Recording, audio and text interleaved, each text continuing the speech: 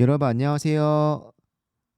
상장한 지 얼마 안 된 기업들을 리뷰하고 있고요. 이번에도 저번에 누뱅크와 같이 아직 상장하지 않은 기업을 소개해 드릴 텐데 저번에 누뱅크는 워렌 버핏이 선택한 기업으로 소개해 드렸고요. 이번에 소개해 드리는 렛비는 소프트뱅크 그러니까 손정희가 선택한 투자한 배달 서비스 업체고요. 우버이츠나 대시도어보다도 정말로 괜찮을 수 있겠다 싶은 회사에서 이 회사를 소개해 드릴까 합니다. 기본적으로 배달 서비스만 제공하는 게 아니고요. 캐시앱이나 쇼핑까지 가능한 앱을 제공하고 있어서 여러모로 확장 가능성이 굉장히 넓은 회사인 것 같아요. 블룸버그발 기사를 보여드리면 소프트뱅크가 지원하는 렛비가 2022년도 IPO 계획을 가지고 있다고 하고요. 다른 배달 서비스와 같이 이렇게 배달을 제공하는 게 일단은 가장 큰 주 매출이고요. 내년에 중남미 회사 중에서 정말 유명한 렛비가 상장을 준비하고 있다고 합니다. 아무래도 중남미 회사가 미국에 상장하는 경우가 사실 그렇게 많지도 않고 그 중에서도 굉장히 유명한 기업이기 때문에 아마도 꽤 많은 관심을 받긴 할 것 같아요.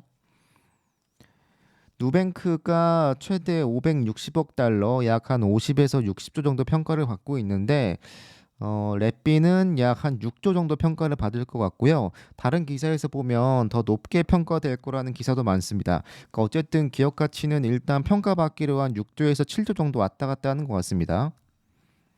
여러분들이 아실 만한 기업도 있죠. 소프트뱅크가 투자하고 있는 기업들에 대한 건데요. 여기 쿠팡이 있고요. 배송 서비스 부분에 도어대시 그리고 렛비가 여기 있습니다. 그래서 요게 이제 상장을 하는 거고 비전 펀드 1호에 역시 여기 렛비 회사명 보이시죠? 네, 이제 곧 상장을 할 예정이라고 하고요. 남미 쪽에서 유니콘 기업 중에서는 약 4등이라고 하고요. 누뱅크가 제가 소개해드렸던 기업이 1등이고 2, 3등에 더불어서 렛비가 4등에 위치해 있습니다. 그러니까 굉장히 유망한 기업이고 이쪽 시장에서는 굉장히 많은 사람들의 관심을 받을 건 당연한 것 같아요. 이게 2019년도 순인데요.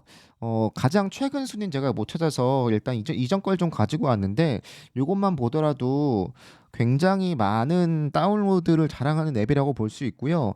여기서 보시면 5등 그리고 9등 그리고 여기 5등이 있죠. 그러니까 전반적으로 뭔가 이제 막 개척해 나가는 시장의 도전자 같은 느낌은 아니고 이미 이쪽 시장에서는 거의 모든 나라, 모든 지역에서 1, 2위를 다투는 굉장히 선도적인 업체고요. 앱에서 굉장히 많은 걸 할 수 있습니다. 이게 진짜 큰 장점인데 우리가 알고 있는 배달의 민족 같은 어플이라고 생각하시는 것보다는 조금 더 종합적인 앱에 가깝습니다. 그렇다 보니까 역시 확장 가능성이 훨씬 더 넓다고 제가 다시 한번 강조드리는데 일단은 여기 나와 있는 기사로 좀 중요한 내용들을 읽어드리면 9개국에서 활동을 하고 있고요. 지난 3년 동안 무려 120% 정도로 매년 성장했다고 합니다. 그러니까 굉장히 크게 성장을 하고 있는 거고요. 렛비는 모든 주문형 플랫폼 중에서 최고의 단위 경제성을 가지고 있다고 하고요. 부분적으로 라틴 쪽에서 배달하고 있는 최고의 앱이라고 합니다.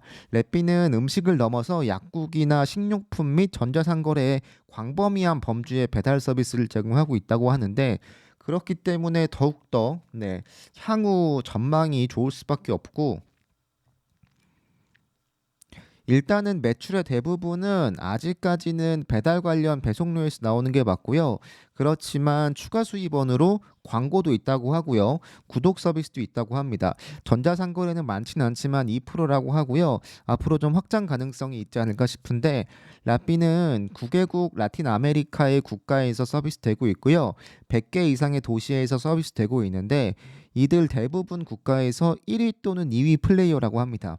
그러니까 이미 굉장한 시장 점유율을 가지고 있는 업체이다 보니까 우리가 걱정하기로 뭔가 따라잡히면 어떡하지? 아니면 따라잡는 게 오래 걸리지 않을까?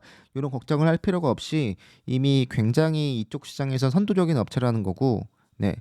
더불어서 호재 아닌 호재는 우버이츠나 다른 업체들이 좀 철수하고 있다고 해요. 이쪽에서. 그러다 보니까 더 래피가 빠르게 이쪽 시장을 장악할 수 있었던 것 같고요. 앱을 보여드리면 진짜 뭐 이것저것 다 할 수 있습니다. 캐시앱도 제공을 하고요. 배달 서비스나 아니면 의약품 배송이나 쇼핑이나 여러 가지를 다 할 수 있다 보니까 종합적인 앱으로서 사람들에게 조금 더 많이 이 활성 사용자 수를 끌어올 수 있는 앱으로서 방향성을 잡은 것 같아요. 그렇다 보니까 다른 앱들에 비해서도 훨씬 더 월간 활성 사용자가 많은 편이라고 합니다. 보시면 우리가 알고 있는 배달 서비스인데 여기 보시면 이 고투 체크아웃 보이시죠? 그러니까 아예 지갑 서비스를 제공하면서 이 자체 앱에서 아예 외부 결제 뭐 이런 느낌이 아니고 본인들이 어떤 지갑을 운영하면서 되게 쉽게 결제할 수 있고 쇼핑할 수 있는 서비스로 네, 방향을 잡고 있는 것 같습니다. 대부분의 국가에서 운영이 되고 있다고 하고요. 여기서 거의 다 1, 2등을 다투고 있다고 하니까 우버이츠 입장에서는 굉장히 큰 경쟁자인 건 맞고요. 멕시코나 콜롬비아, 브라질, 아르헨티나, 칠레, 페루 뭐 등등 국가에서 운영을 하고 있고 중남미 9개 국가와 100개 이상 도시에서 운영을 하고 있고 거의 모든 나라나 도시에서 3위 이상을 차지할 것으로 추정을 하고 있습니다. 1, 2위가 대부분이고 못해도 3등 이상을 하고 있다는 거죠. 그리고 조금 더 좋은 건 이게 물론 도어대시랑도 비교를 했는데 도어대시의 시총은 더 올라갔습니다. 다만 지금 렛비 기준으로 본다면 약 7배의 멀티플을 받고 있는데 다른 기업들에 비해서 훨씬 좀 저평가받고 있다라는 내용을 담고 있고요. 그리고 더 뭔가 괜찮아 보이는 건 이쪽 시장의 인건비가 좀 싸기 때문에 애초에 배송을 해주는 단가가 낮다고 합니다. 당연하겠지만 전체 매출에서 역시 이 비용이 낮기 때문에 조금 더 효율적인 운영을 할 수 있고 이 효율적인 운영이 가능하다는 것, 그건 회사에게는 더 큰 이익을 가져다 줄 수 있다는 거니까 여러모로 미국의 인건비가 올라가는 상황과 대비해서는 꽤 괜찮은 뉴스라고 보여지고요. 장점을 꼽자면 엄청나게 시장이 밀집되어 있다고 합니다. 중남미 시장은 아시아보다 30% 밀집해 있고 미국보다 3배 더 밀집되어 있다고 합니다. 그러니까 되게 다 모여 살고 옹기종기 살고 있다는 뜻인데 그렇기 때문에 훨씬 더 효율성 있게 사업을 운영할 수 있다는 거고 그리고 비용적으로도 뭔가 인건비가 싸기 때문에 분명히 우위가 있고 그리고 굉장히 좋은 건 이 배달 음식을 하는 사람들의 비중이 굉장히 낮습니다. 약 2%라고 하는데요.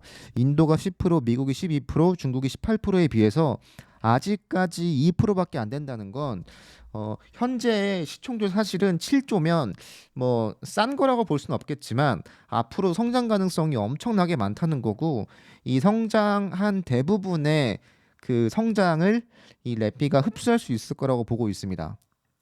이게 인건비인 것 같은데요. 네, 굉장히 다른 나라에 비해서 싼 거고요. 제공하는 기능이 훨씬 많습니다. 물론 랩비를 리뷰하기 때문에 이렇게 보여줬겠지만 뭐 배달이나 아니면 이커머스나 페이먼트나 구독이나 우버이츠에 비해서 여러분들이 아실 만한 건 우버이츠이기 때문에 훨씬 더 많은 서비스를 제공하고 그에 따라서 자연스럽게 활성 사용자 수를 더 많이 확보할 수 있고 그렇기 때문에 더 많은 고객들이 랩비를 이용할 수밖에 없는 이런 선순환 구조로 이어지지 않나 싶습니다. 일단 상장을 하면 굉장히 많은 관심을 받을 건 분명하고요. 그렇지만 일단 밸류는 좀 봐야 될 것 같습니다. 아마 관심이 좀 크기 때문에 상장가가 좀 높게 잡히지 않을까 싶은데 일단은 랩비에 대한 리뷰는 여기서 마치고요. 혹시 다음에도 좋은 소식이 있으면 랩비에 관한 내용을 좀 가져오겠습니다. 여러분들 감사합니다.